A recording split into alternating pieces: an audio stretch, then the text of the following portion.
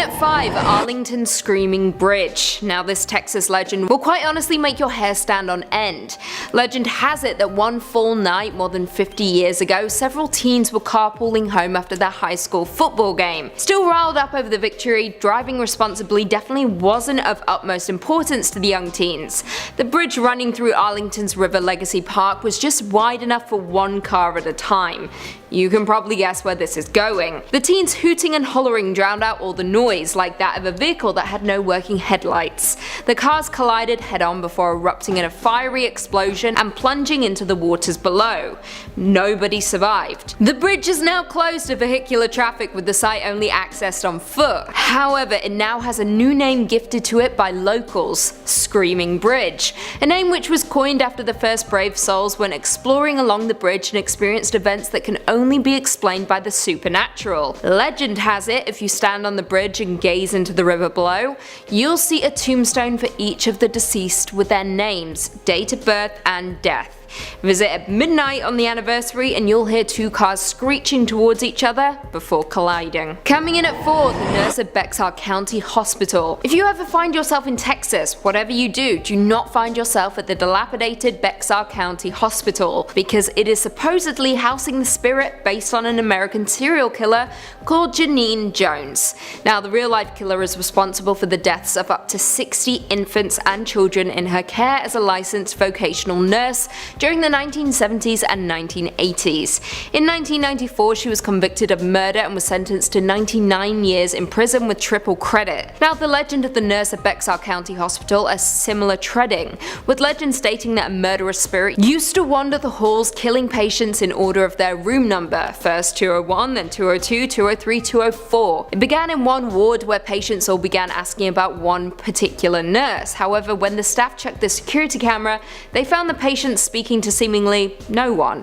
They saw the curtains close on their own, tracheotomy tubes get pulled out by an unseen force, but then, very quickly, the patients began dying in their room number order. Like I said, many Bexar County locals believe the legend to be based off of Janine Jones, but what do you guys think? Coming in at 3, Summit Elementary School. In Amarillo, Texas, there's a haunting legend surrounding a closed and abandoned school that everyone avoids.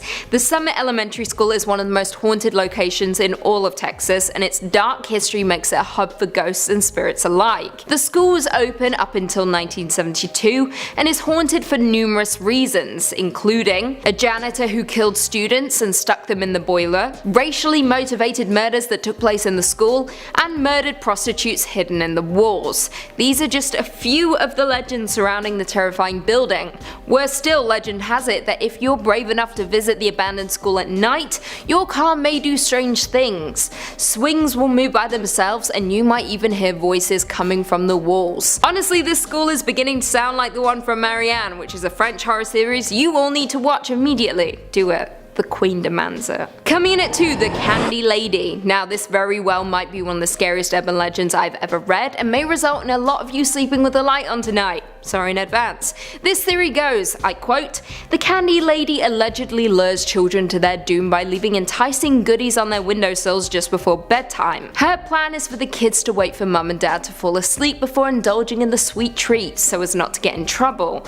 Afterwards, she'll grab them and feast on their sugar-laden blood until there isn't any left. Children began to go missing, yet no leads were ever found that would suggest they were kidnapped or ran away. As some of the remaining children got older, they confessed to eating candy left on their windowsills with a note from the Candy Lady, so parents started to wonder if the other children perhaps had been poisoned. The worry was soon put to rest when someone actually turned up dead. Not a child though, but a sheriff's deputy who had been investigating the disappearances. His eyes had been stabbed out with a fork, and his pockets stuffed with candy. A farmer also found a child-sized set of teeth inside a candy wrapper one morning while tending to his fields. Very creepy. The legend still remains in Texas, and whenever children go missing, people are very quick to blame the Candy Lady. And finally coming in at number 1, black-eyed children. Black-eyed children or black-eyed kids are a contemporary legend of supposed paranormal creatures that resemble children between the ages of 6 and 16 with pale skin and black eyes who are reportedly seen hitchhiking or are encountered on doorsteps of residential homes. Now, children are creepy already. They say strange things and their innocence allows them to breach the barrier between the living and the dead that we jaded adults just don't possess. However, the black-eyed children legend is one for the history books and is downright terrifying.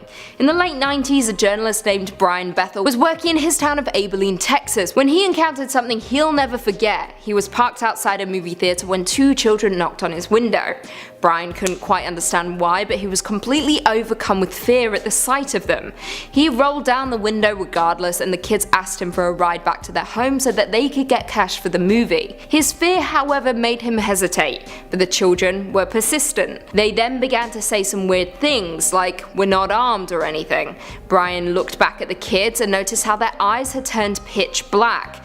They then began screaming at him that they could only come in the car if he invited them in, so he quickly drove away. He spread the word about the black-eyed children and was surprised when a lot of other people came forward reporting similar experiences. Number 5. The Screaming Bridge. Now, our first Texan urban legend is a long-told story based on a real tragedy. The accident on Screaming Bridge. Geesh, if that is not a name, that sounds more like it belongs on Hogwarts campus than it does somewhere in Texas. Over 50 years ago, several students were carpooling home after their football team defeated their rivals in a major victory. The students were riding high, celebrating, and were definitely not concerned with driving safely. I mean, come on, they just won the big game. Who wouldn't be celebrating? The bridge running through Arlington's River Legacy Park was wide enough to accommodate maybe one car at a time, if that, and the students were hollering and hooting and not even remotely looking at the road, drowning out the outside world and focused on themselves and this beautiful moment in time, not worrying about their future, their surroundings, the car speeding towards them. Unfortunately, by the time anyone could realize what was happening, it was too late to stop it. The cars collided, erupting in a horrifying explosion, claiming the lives tragically of every single person involved in this crash. Now, this bridge can only be accessed by foot now. It was then given the name Screaming Bridge in honor of the horrible events that had happened up there. Now, local legends state that if you do journey up to Screaming Bridge and you stand looking right over at the river, you'll be able to see the apparitions of tombstones of all the victims. Goes a little further though. Visit up at midnight on the day of the crash, the anniversary. They say you're able to hear the screeching of the cars and the screaming of the victims. Hence, Screaming Bridge. Scary, scary stuff. I'm probably gonna take a little detour if I'm ever down in Arlington. I think I'm good. I'm sure there are plenty of non-haunted bridges for me to keep my feet on. And if you're looking for way more scary content, Top 5 Scary is the place to be. We've got urban legends from across the globe, horror movies, true tales, cryptids, ghosts, aliens, just about everything scary you could shake a stick at. So stay subscribed, but way more importantly, stay scared. And hey, stay watching this video, okay, before you check out the rest of the channel. We got way more cryptids and urban legends to go. Number 4, the chupacabra. The chupacabra is one of my absolute favorite cryptids out there. I love the variants in sightings and legends because sometimes, depending on who's telling the story, the chupacabra is described as being like an alien, reptilian, like horrible little goblin guy that runs around on all fours and is from another planet and sucking all the goats. And then sometimes in some stories the chupacabra is just like a weird looking dog. I love it. Not all cryptids need complicated lore. Sometimes they're just a weird looking dog. Now, legends of the chupacabra stemmed initially from Puerto Rico. Most cryptozoologists believe with stories dating back to the 1970s. Livestock was found going missing all around this one small town, Mocha, and were initially assumed to be the work of some cult, but later reported to be thought to be the cause of an animal, as all the livestock found had bite marks and their bodies bled dry. Now, the name chupacabra literally translates to goat sucker, which is so funny that when you learn that, it is impossible to ever unlearn that. Now, this creature is a widespread phenomenon reported across the Southwest and Mexico, but Texas, of all places, seems to be a real hotbed for the creature. One very determined author, Ben Radford, who's a researcher at the Center for Skeptical Inquiry, and he even penned a book appropriately titled Tracking the Chupacabra, says that Texas is a chupacabra factory, one of the foremost places in the world associated with the beast. One of the more recent sightings and one of the more viral ones that was going around was a few years ago in Amarillo. A zoo's security camera captured weird footage of a creature standing on its back legs that looks a whole lot like a chupacabra or Crash Bandicoot. You decide for yourself. Number 3. The Black-Eyed Children. Our next entry details the paranormal sighting of a cryptid called the Black-Eyed Children. Nailing down the first earliest sighting of Black-Eyed Children ever is difficult since there are some conflicting reports, but most people tend to agree that the first widely recognized instance of this was from a journalist in Texas in 1996 all the way down in Abilene. Brian Bethel was a journalist working at the time, and he said he stopped in a parking lot near a movie theater to write a check. He heard a knocking on the door of his car and he looked up from his pen and paper and said, and I'm quoting him on this, he said he felt a soul-racking fear looking out at a boy and his younger brother. The boy told Bethel that he and his younger brother both wanted to catch a movie, but they didn't have any money. Bethel was uncomfortable with this, but dismissed it as just having the jitters. The two kids told him that, hey, we're just kids, nothing to be scared of, and that they didn't have any weapons, which is, you know, that's a totally normal thing that kids would say to you in a parking lot all the time to calm you down. Bethel told the boys that the movie they wanted to see was already playing and they wouldn't be able to make it in time. Since this was in 1996, we can only speculate on what they wanted to see, but I'm pretty sure it was the Arnold Schwarzenegger classic Jingle All the Way.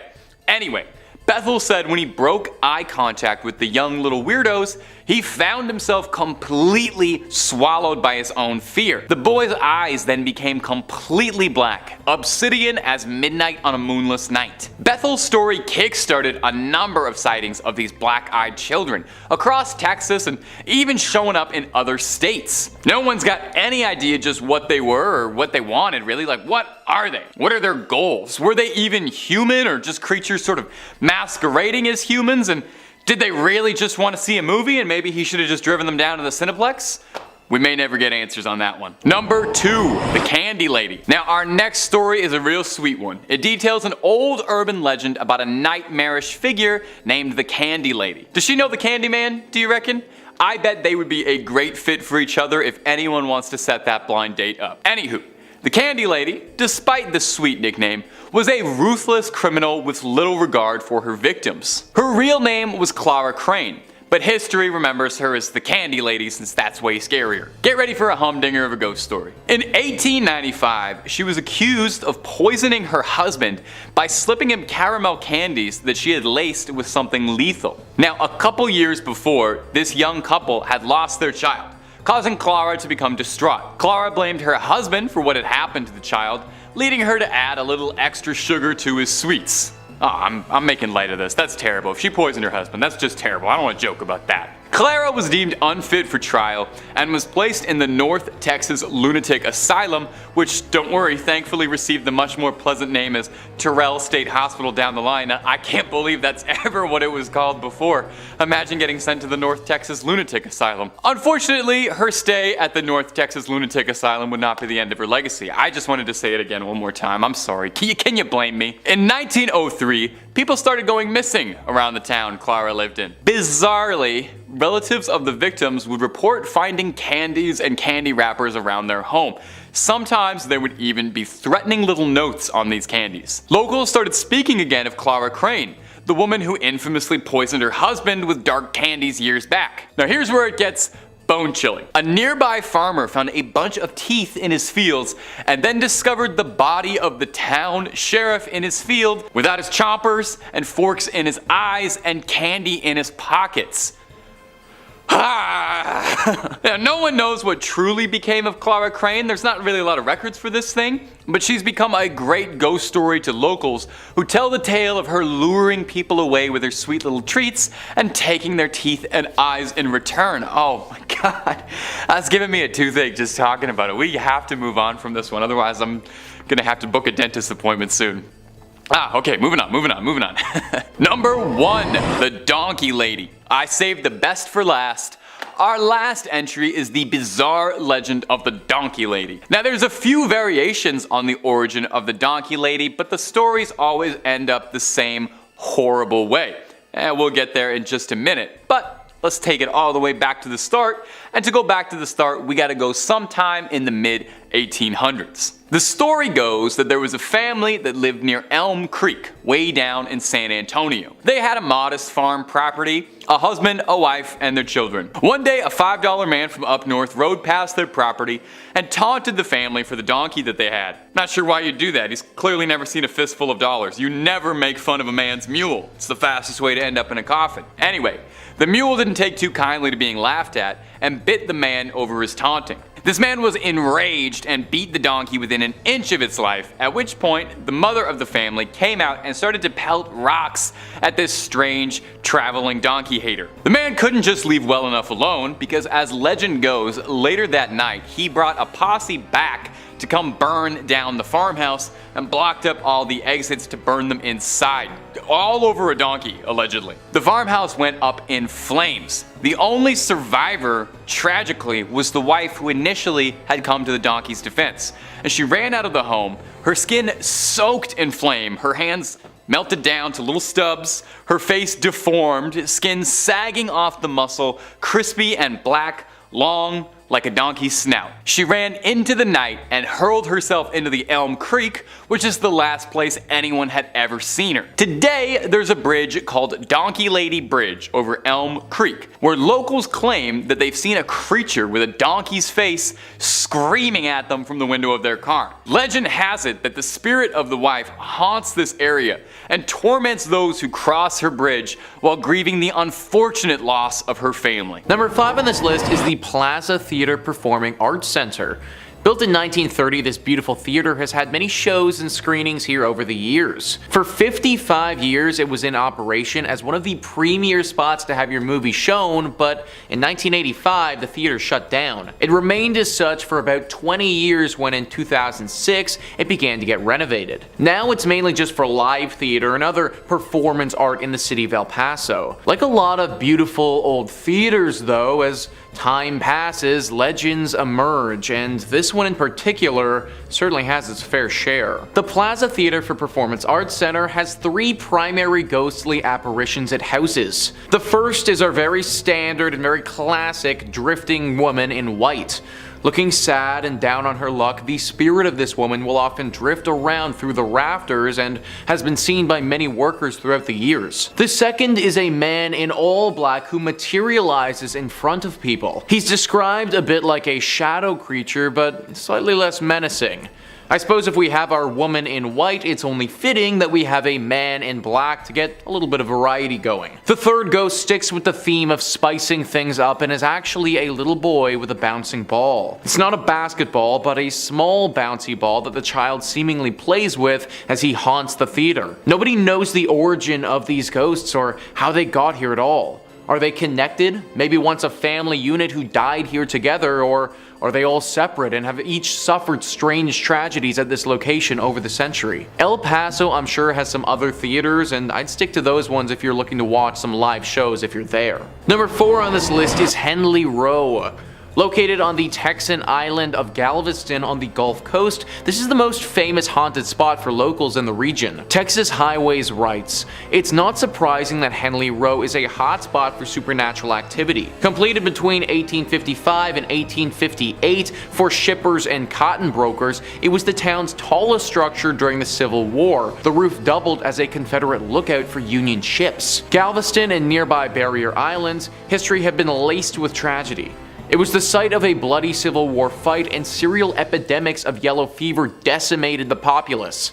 Hurricanes blast through regularly. The 1990 storm left up to 12,000 casualties in the worst natural disaster in US history. No wonder Texas writer Brian Woolley called Galveston an old cemetery with a beach attached. The resident ghosts of Hendley Row represent aspects of Galveston history. There's the Confederate soldier seen on the roof and around the building. The bloodied teenage factory worker is a vestige of the building's cotton grading days. The lady in white and the running and playing little boy and little girl are thought to be 1900 storm victims. The upper floors house apartments and offices now, but Henley Market's glass ceiling reveals views of stairs and landings. During renovations, workers reported tools mysteriously moving around. Staff recall other spooky experiences as well. Some years ago, a friend gave her old photo of Dr. Wilbur from a house on Church Street that's always displayed in the shop. When Hurricane Ike inundated the building with 10 feet of water in 2008, the photo went undamaged while many other things were destroyed. Every year on November 1st, employees construct an elaborate Day of the Dead altar that includes the photo and lighted candles. Before closing, the staff follows a 3-person backup routine to ensure the candles are completely extinguished, even dousing them with water. Yet almost every single year, 1 or more candles are burning the next morning. I can't imagine working at a place where we had to light candles for our ghost altar. Like, that action alone would make me want to quit immediately. I suppose the one good thing is that the ghosts here don't appear to be particularly evil or wanting to inflict harm. Still though, waking up and heading to work is already a tall task as it is, but knowing that there's a dead little boy and girl waiting there, yeah, that's a solid no-go for me. Number 3 on this list is the USS Lexington. The ship has its own museum dedicated to it now, and it is 100% haunted. The decommissioned World War II aircraft carrier is riddled with different phantoms. This museum is literally said to receive, on average, hundreds of reports of ghostly apparitions in 1 year. That is so much supernatural energy that is just congregated here. Now, World War II was obviously an awful time, and if this boat played a major role in the Battle of the Atlantic,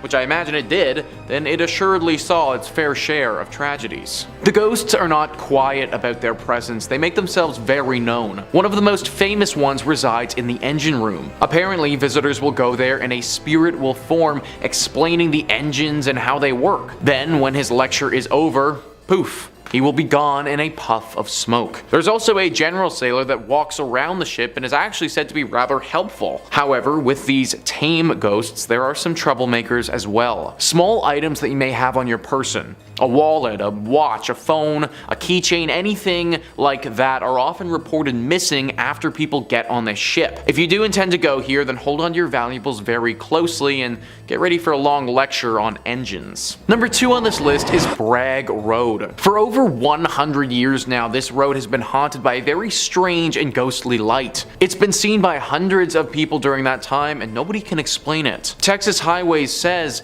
in the heart of the Big Thicket is Hardin County, and in the heart of Hardin County is the infamous Bragg Road, home to countless sightings of the ghost road light that appears to nighttime travelers on the road between Saratoga and the defunct village of Bragg Station. Before the current road was built, the Arrow Strait clearing served as Santa Fe Railroad's branch line built in 1903. From its inception, locals considered the line haunted by Mexican laborers murdered by a thieving foreman, a deserter shot by Confederate soldiers, a hunter lost forever in the woods, and a decapitated railroad brakeman searching for his head. But all the stories share a common theme, a floating orb of light. The road replaced the railroad tracks in 1934, but the light remained, seen by hundreds of people over the decades. In the 1960s, Archer Fullingham, editor of the County News, spread its notoriety in articles. National Geographic published a clear photo of the light in a 1974 feature about the Big Thicket. Texas folklorist Francis Albernithi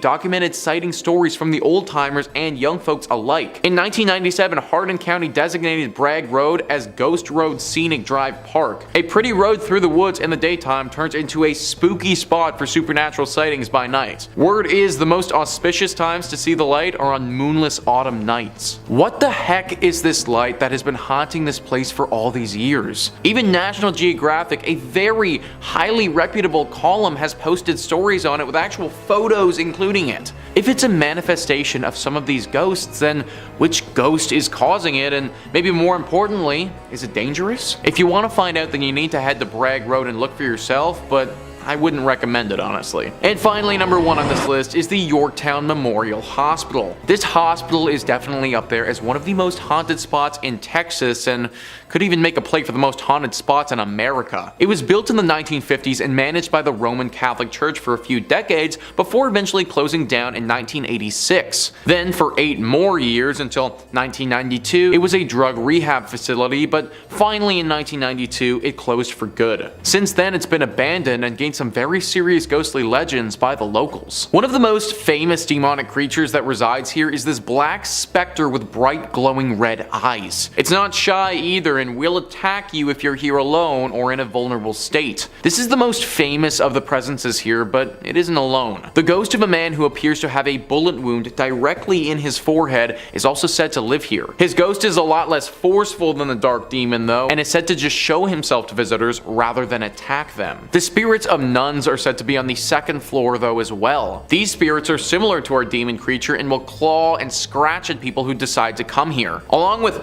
all of this, we also get our classic indicators of a haunted location, such as feelings of despair as you walk through, temperature changes, and moans echoing throughout the building. Avoid this place at all costs if you want to keep a tight grip of your sanity. But there you have it, guys. That is our list of the top 5 haunted places in Texas you should never visit. Please comment down below what you thought about this list and some other places that you know of that could be haunted. Number 5, the Lexington. If you're a Texas native, then you probably don't need much introduction to the USS Lexington. Formerly known as the Blue Ghost, the decommissioned aircraft carrier now stands as a museum, and it's thought by some to hold a lot more than some old war relics and stories. It might just contain some old souls who've never quite left its service. The museum's director of operations, Charles Russell, claims that the museum receives hundreds upon hundreds of reports of supernatural and inexplicable activity and sightings every single year. Most famous among them is a benevolent ghost dressed in a sailor's uniform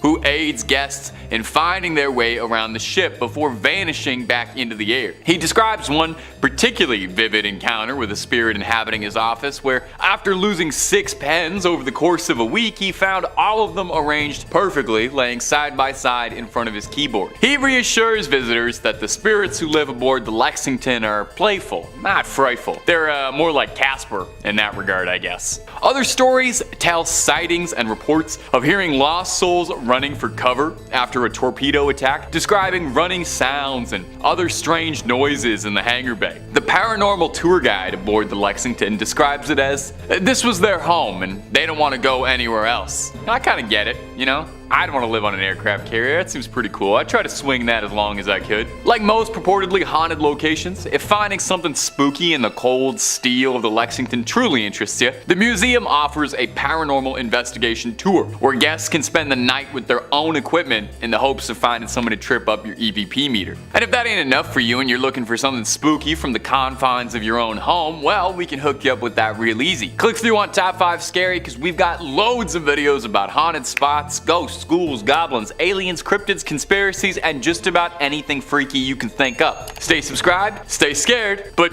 you know, stay watching this video as well, okay?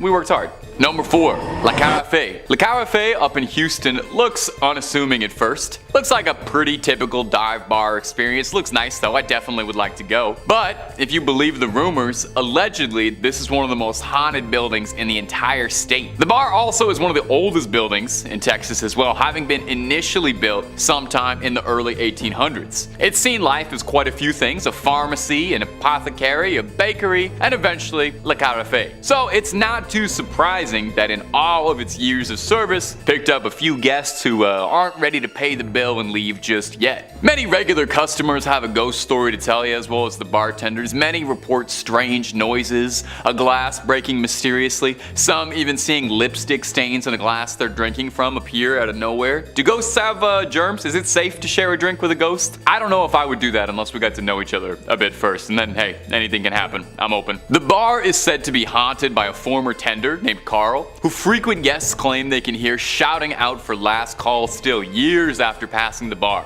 Some claim they can see Carl's silhouette through a second floor window. Another ghost said to haunt the premises is the Lady in White, who supposedly pushed attractive women down the stairs. Hardly a way to get them to like you, let me tell you from experience. She's thought to be the ghost of a woman who ran a cat house near the Carafe. Believers say that they see orbs and mist in photos and feel cold spots all over. I guess you could say they serve up more than one kind of spirits.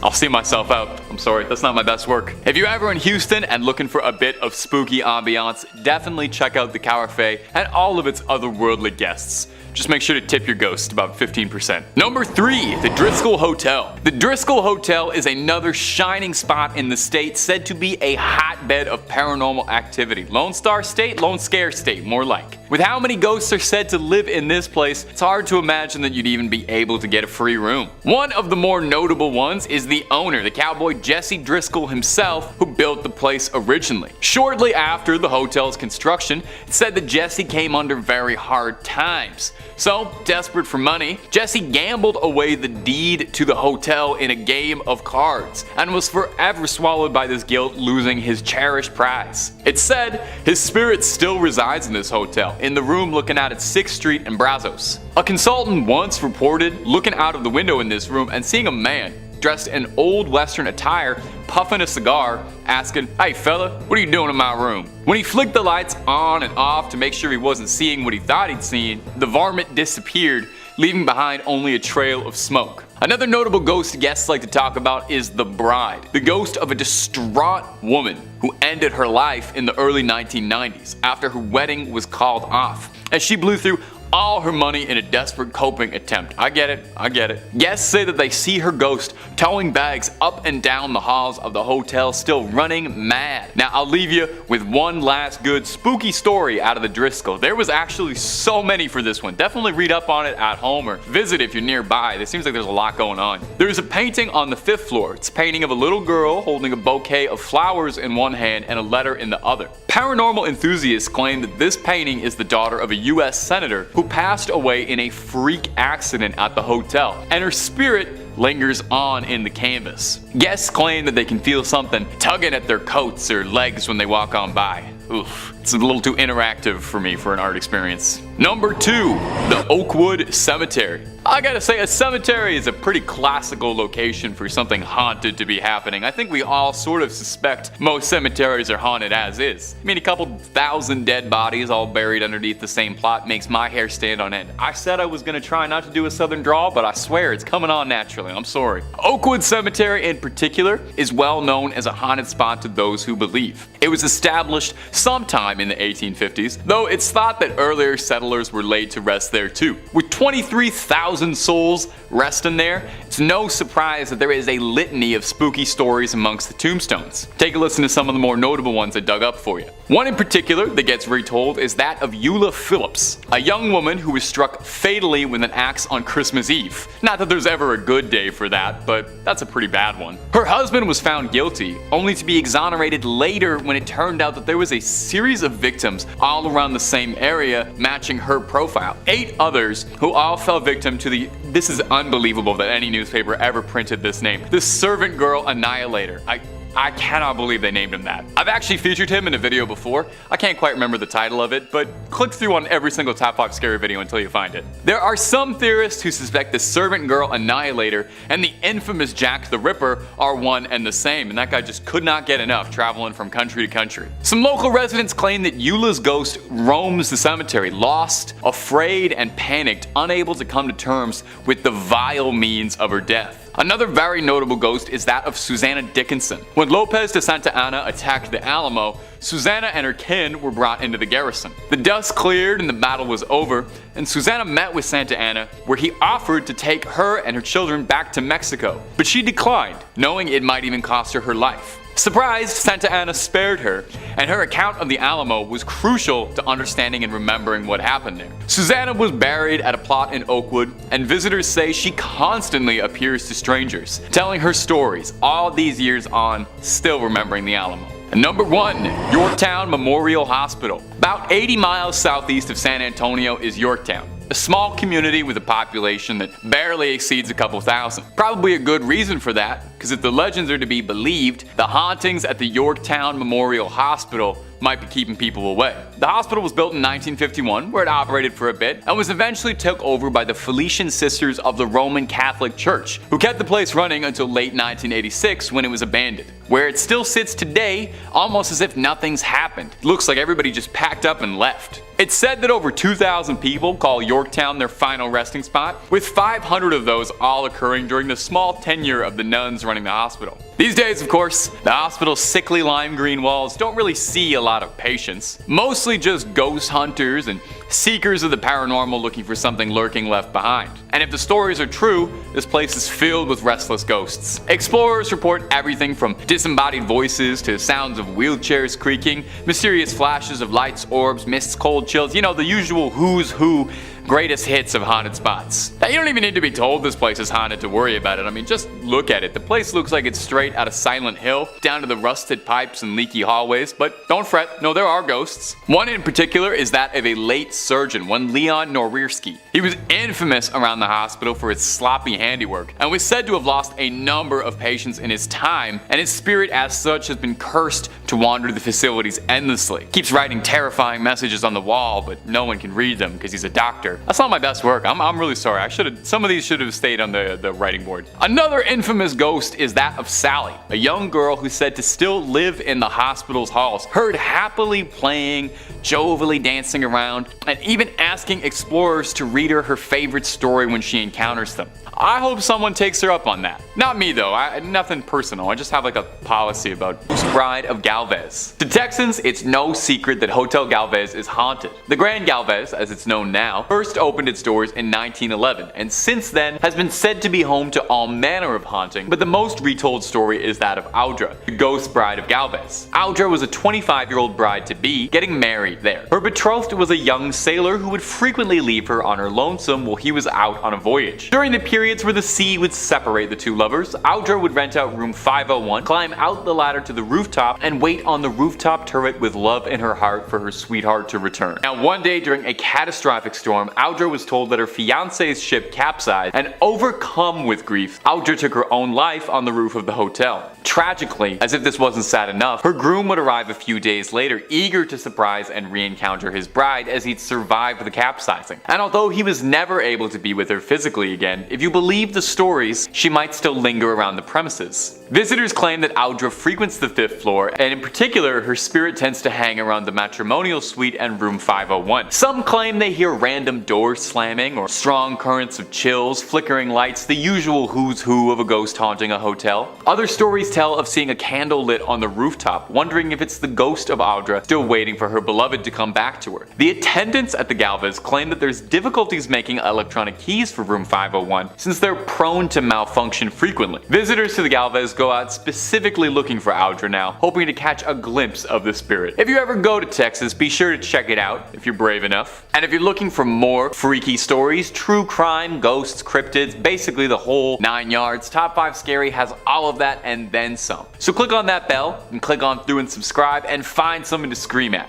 But do that at the end of this video, okay? We got way more mysteries in Texas coming up. Number 4, the Icebox Killer. The Icebox Killer refers to an incredibly grisly crime that haunted Houston, and if you believe the conspiracies, might be entangled in a much larger web of interest. Take a listen to this brutal crime. On June 23, 1965, 2 Houston police officers were sent for a fairly benign wellness check and went to investigate the home of a suburban family, the Rogers, Fred and Edwina, and their son Charles. Edwina's nephew was concerned because he hadn't seen or heard from his aunt in a concerning amount of time. The 2 officers went to check the house and got no response from a knock. A look around in the backyard, they found a makeshift barricade on the back door, which was more than a little suspicious, so they entered the house. One of the 2 detectives opened the fridge instinctively and saw a pile of raw meat in the fridge. The detective dismissed it as boar or pig, and you can probably see where this is going. They opened the vegetable crisper and were disgusted at what they found: the heads of Edwina and Fred Rogers. Police suspected initially that the son Charles had been behind it, but why, no one was particularly sure. Now, here's where this already upsetting strange case gets wild. There are allegations that Charles Rogers was present the day of the JFK assassination, and some allege he was one of the 3 tramps photographed with police escort by Dealey Plaza. The conspiracy alleges that Charles Rogers, who was a former Marine and served in the Office of Naval Intelligence, was involved somehow in the larger assassination plot, and the claim is that somehow his parents discovered his involvement with the conspiracy and he had to silence them and flee. A bold claim, but Charles Rogers was never found. No proof of a body, despite being declared dead. Now, did he vanish? Or was he himself silenced to tie up a loose knot as part of something infinitely larger than himself? We may never truly have the answers for this one. Number 3. UFO sighting. In December 29, 1980, Betty Cash saw something on the outskirts of Houston near Dayton that would change the course of her life forever, as she made a close encounter of the third kind. She was driving her friend Vicki Landrum and Landrum's grandson home one night at 9 p.m. when the 3 of them noticed a bright light in the sky. Betty Cash described it like this: "We didn't know what it was, but we knew there was something that was lighting up the sky. We all began to feel heat, and all of a sudden Vicki screamed for me to stop. When I stopped, I went forward and her handprint was embedded in the dash of the car, and I thought, well, I've got to see what this is. So I got out, I walked towards the front of the car, and I stood there looking up, trying to figure out what this object was. Then a diamond-shaped object appeared with flames shooting out. The heat was tremendous. When I reached for the door handle, the door was so hot I couldn't even begin to open it. The only thing I was thinking was, are we gonna get out of here alive? And then seemingly as soon as it appeared, it disappeared, and Landrum stated that moments later, a large squadron of black helicopters soared over the area. After the choppers cleared, Betty took the Landrums home and retired for the night. The next morning, however, Cash said she was extremely sick, suffering from nausea, vomiting, diarrhea, weakness, and an intense burning in her eyes. Now here's where things get curious. Landrum and her grandson all reported the exact same symptoms. Over the next few days, Cash said her symptoms worsened so much, with large blisters forming on her skin, she eventually had to be taken to a hospital where she was treated for radiation poisoning, and she lost large patches of skin and clumps of hair. To date, there has never been a conclusive answer to what happened to Cash and Landrum. The US government denied any involvement and said they don't have any diamond-shaped crafts like that in their fleet, and it wasn't from their government. Was the military testing new technology on unsuspecting victims? Was it a craft from another world touching down for a moment? There are so few answers and so many questions for this unsolved mystery. Number 2. The death fields. There is a stretch of I-45 highway between Houston and Galveston that is notorious to locals due to the string of violent, horrific crimes that have all occurred there since the 1970s. Since the first body was discovered, it's been thought that anywhere from 33 bodies have been discovered there, and the truly horrifying thing is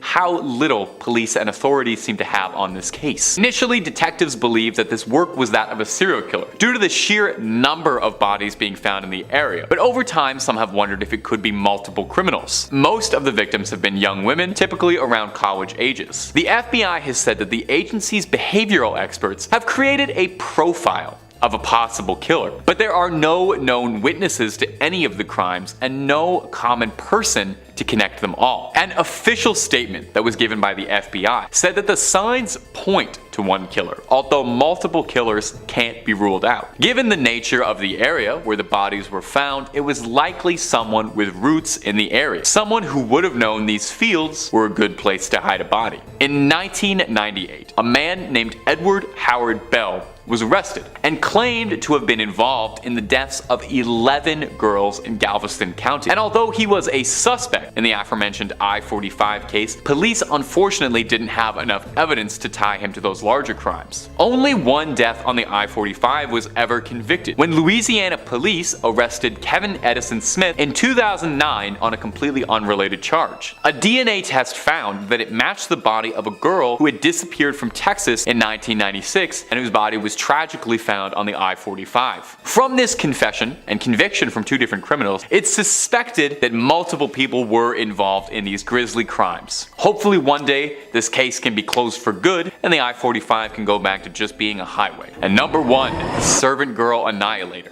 perhaps one of the most infamous criminals to ever live in Austin, and to this day is still anonymous and possibly will forever. The servant girl annihilator, absolutely brutally named, I cannot believe they called him that, was a serial killer who preyed on young women in Austin between 1884 and 85. He is thought by some to be America's first serial killer, hardly a badge of honor if you ask me. He attacked wantonly, and despite his name, he was not exclusively targeting women. He fatally attacked 7 women, 1 man, and additionally seriously injured 6 women and 2 men. All of his victims he would attack indoors while asleep and then would finish the job outside, leaving them to be found. His victims were all posed in similar manners and were all found with a sharp object inserted into their ears. Texan lawman started a manhunt for the criminal, arresting 400 men in the year of 85 in a desperate attempt for any leads on who was terrorizing the community. Interestingly, the top theory of elected officials at the time is that the servant girl annihilator couldn't possibly have been committing all of these crimes by himself as one lone deranged criminal, but rather an identity shared by a group of men carrying out heinous acts all together. Now, in the end, no one was ever successfully accused of being the servant girl annihilator, and what happened to him was additional police patrols and civilian militias around Austin ended up scaring the annihilator off. Or so you think. A theory, although an outlandish one, is that the servant girl annihilator would move to London to continue his crimes, as 3 years later, the Whitechapel killings would start and Jack the Ripper would terrorize the streets of London, leading to some people suspecting that maybe these 2 lunatics were connected in a way. Think about that, a globe-trotting serial killer wasn't content with just one, had to move, get 2 different scary nicknames. Imagine if both your nicknames were servant girl annihilator and Jack the Ripper. A little much for one guy, if you ask me. 5 on this list is Woman Hollering Creek. The Woman Hollering Creek is a very scary and haunted place located very close to San Antonio. It's haunted by a very dangerous ghost of a woman. The legend says that a woman who was in a horrible marriage, one where her husband would sadly abuse her, started to lose her mind.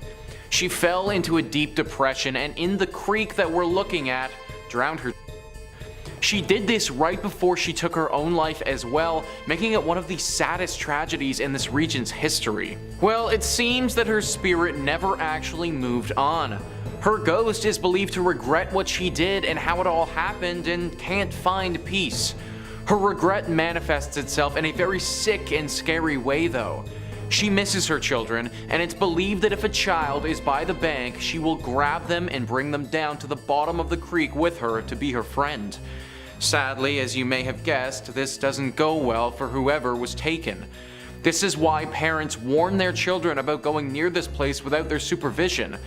It's very likely that this legend is just a tale made up by parents to scare their kids into staying by their side, but considering the potential consequences, I wouldn't want to take the risk. Number 4 on this list is La Carafe. Most times, bars are a sanctuary. In fact, in the entirety of the time that I've been hosting on this channel, I don't know if I've ever talked about a haunted bar before.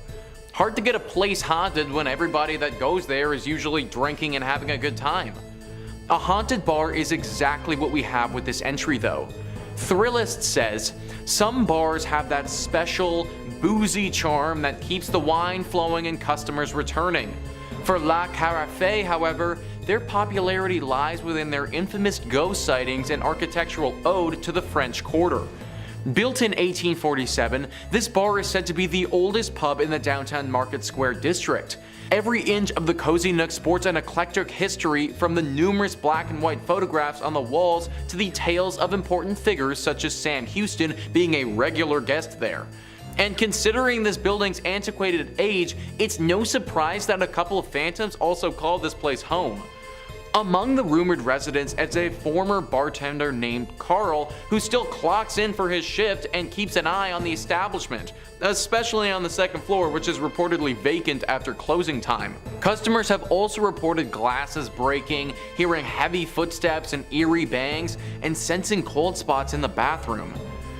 This is definitely a weird one because nobody really knows why this place is as haunted as it is. Like, yes, the bar owner kind of makes sense, but from my reading, he didn't die in an unusual or tragic way by any means, just a normal passing.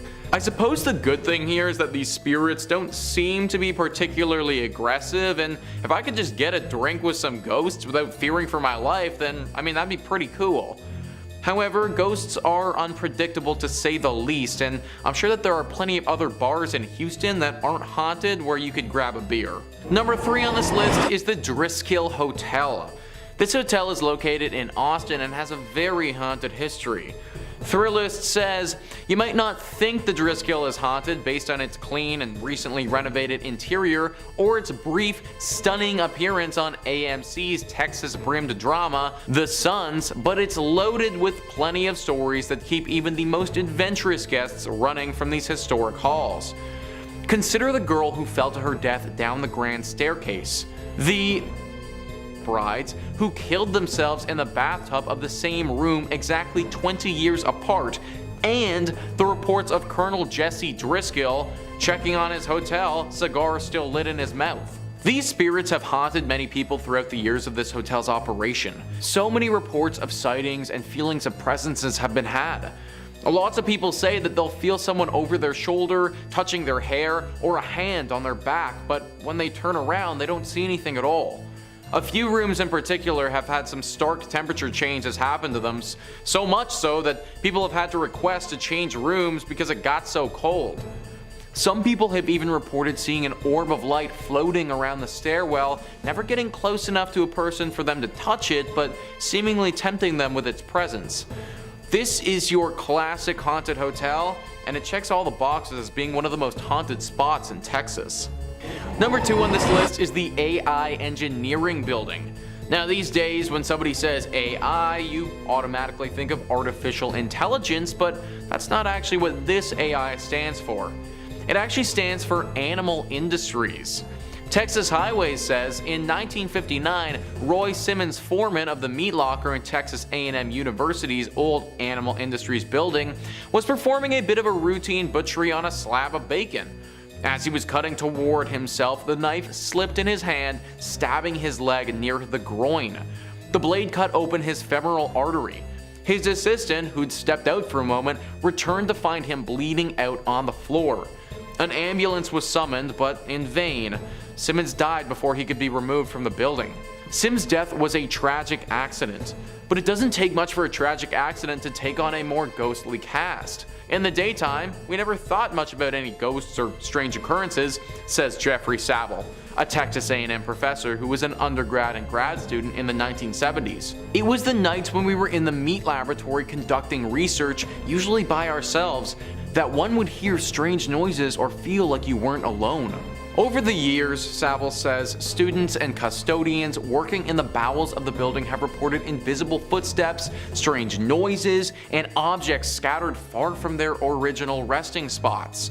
Saville attributes many of the stories to the natural spookiness of an old building and noisy machinery such as the elevator and the refrigeration compressors. A series of renovations of the building have turned the site of Sims' accident into an office space.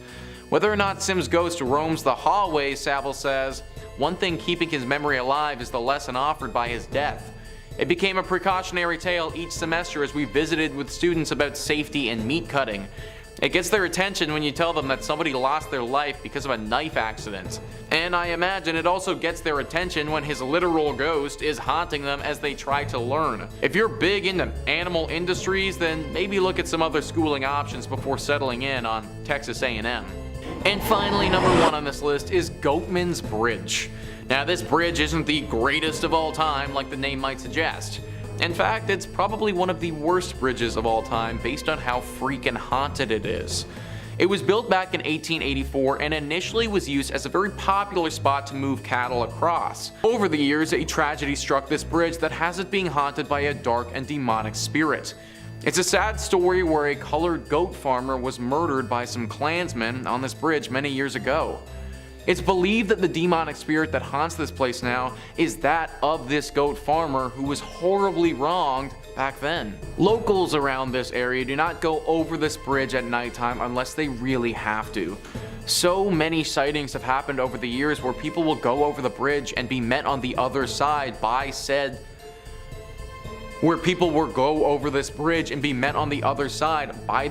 angry spirit. He doesn't hold back against you either and will make you pay for the sins of others. Disappearances have happened at this bridge several times, and people have reported being attacked but managing to get away with their lives. If it's nighttime, then do not go anywhere close to this bridge because it may actually be the last thing that you ever do.